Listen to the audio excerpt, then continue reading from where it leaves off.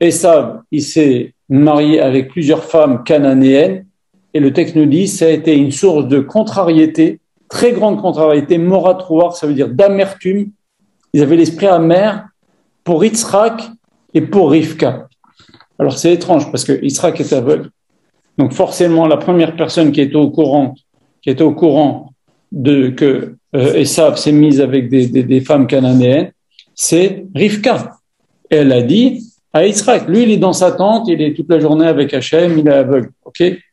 Donc il a pris en deuxième.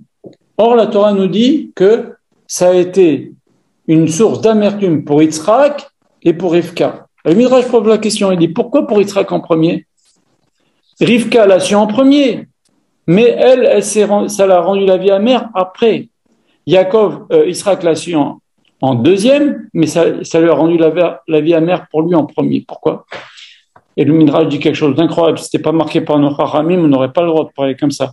Ils nous disent que Rivka, comme elle est née dans une maison d'idolâtrie, ça lui a pas fait tellement, elle a eu du mal à réaliser que c'était grave que son fils se marie avec des idolâtres. Parce qu'elle-même, elle vient dans une maison d'idolâtrie. Donc, c'est quelque chose qu'elle a un petit peu, entre guillemets, elle a vu ça, elle sait ce que c'est.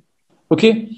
Yitzhak, qui est né dans une maison de tzadikim, chez Jean-Père Abraham, etc., et que toute sa vie, il a fait la guerre contre l'idolâtrie, dès qu'on lui a dit que c'est marié avec des Cananéennes, il a sauté en l'air, il dit quoi, des femmes idolâtres?